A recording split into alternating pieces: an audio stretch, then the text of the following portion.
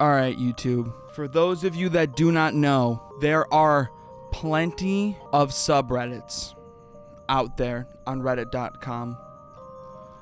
But there's one in particular that we are going to be looking at today. And that subreddit is a subreddit that you may or may not heard of before. That subreddit, r/no-sleep.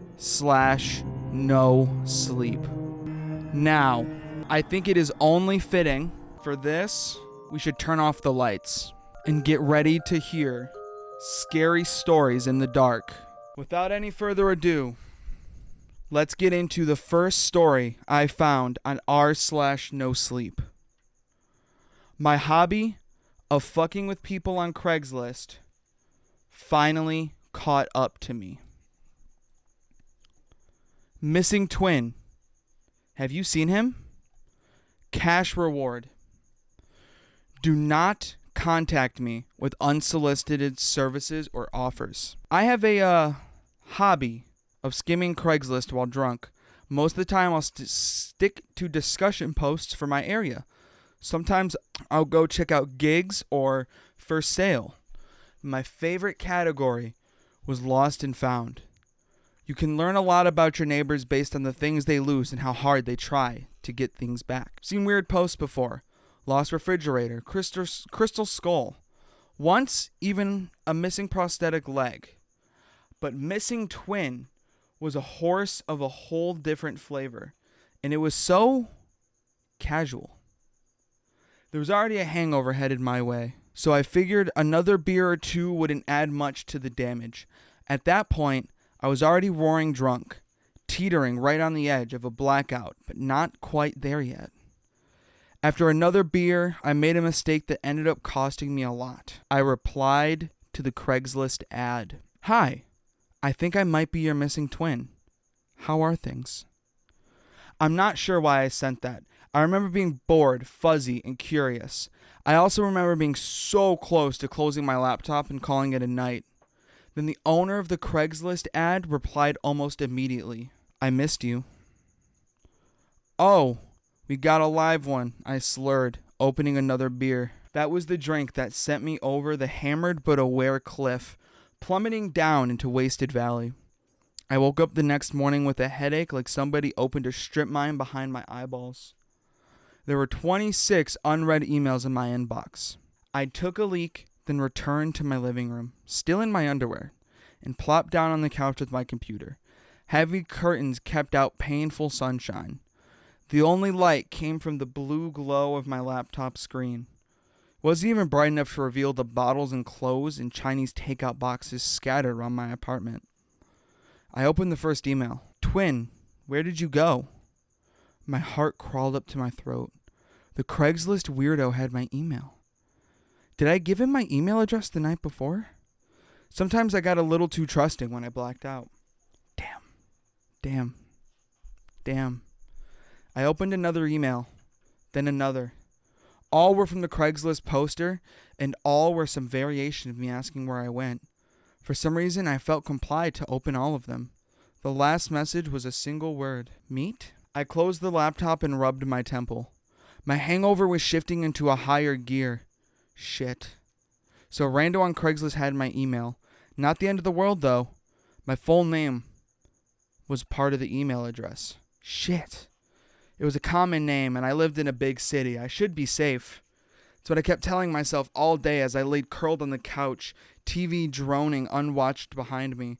I ordered tacos from DoorDash. I slept. When I checked my computer again, there were another 8 messages. I decided to retire the email address and close the account. I figured the Craigslister was just an oddball, harmless. It was back to usual tune after that. My hangover was barely a greasy echo by the time I went to work the following day. Riding on the subway that morning, a strange sensation, little hairs prickling on the back of my neck. Someone was watching me. I scanned the crowded subway car but didn't notice anything out of the ordinary. The sensation of being watched stuck with me until I reached my stop. Then, in a blink, it was gone. Yet the memory lingered with me all through the morning as I sat in my cubicle. I was distracted, unable to work. Staring at a blank spreadsheet for an hour, somehow I made it to lunch. I bolted from the office like a raccoon from a burning dumpster. The moment I left the building, I felt the sensation again. My watcher. I hurried through the city, dodging people on the sidewalk. When there was a gap in the press, I turned to see if I was being followed. A man was standing in the middle of the road blocking traffic. He was too far away to see clearly, though there was something familiar about him. Cars were honking, but he stood scarecrow still. Chat, my heart is racing. Then he waved. No matter how many turns I took or intersections I sprinted through, the feeling clung to me. Eventually, I ducked into a grimy pub, nearly slipping on a puddle of unidentified liquid at the door. It was dark in the room. I slid into a corner booth, keeping my eye on the entrance. My hands were shaking. For the first time in my life, I felt hunted.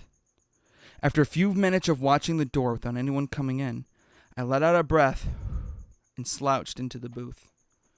Maybe I'd lost my watcher. The relief lasted about 20 seconds. That's when I noticed the man leaning against the bar.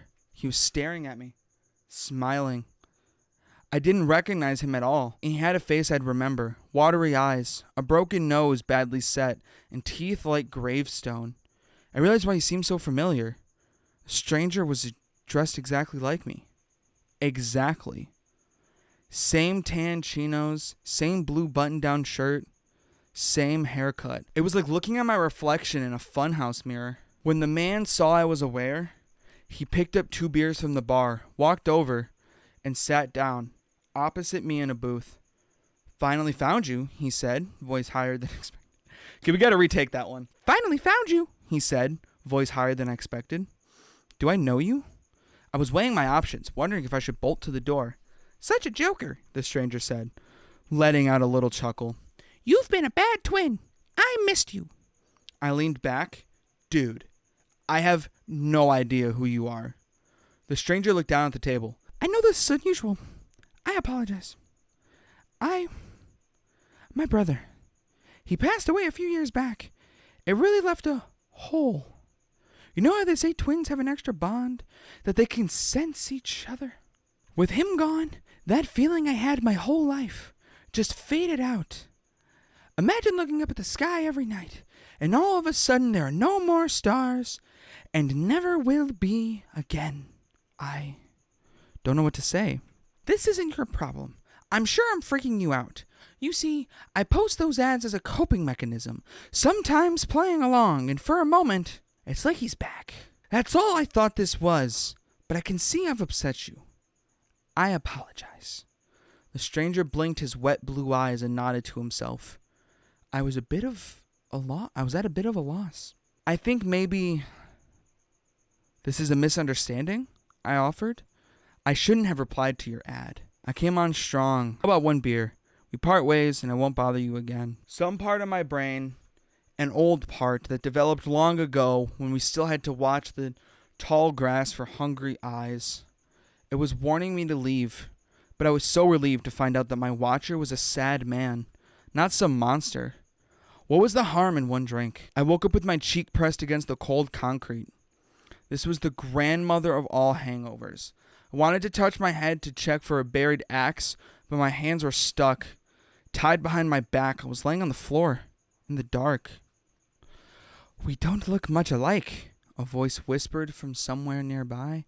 I was awfully depressed to see that. "Not twins at all. Not yet." "What the shit?"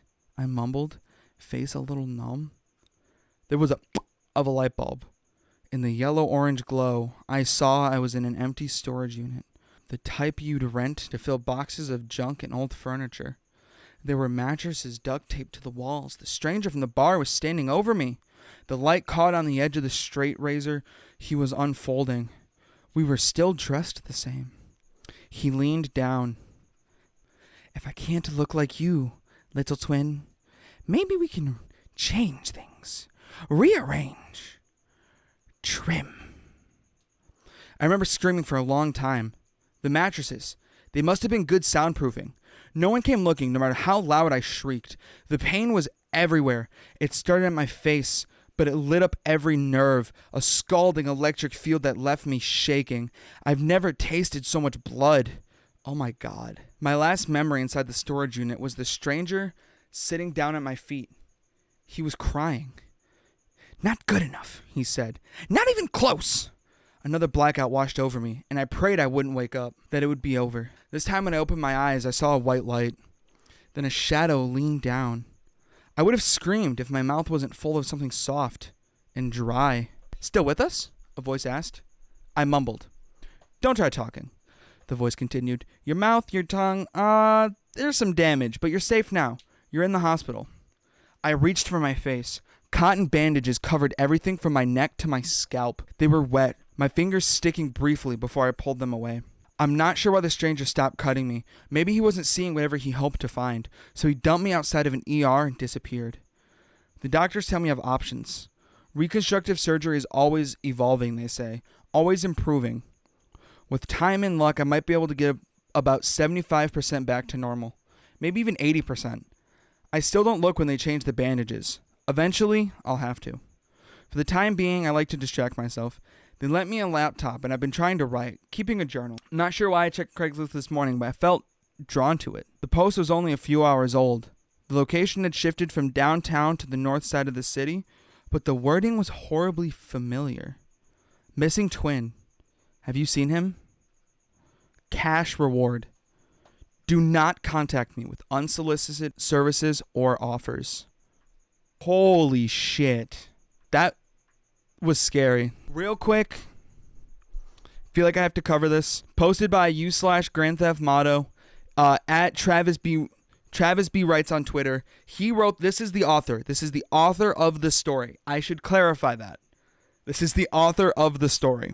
That was a good story, a scary story.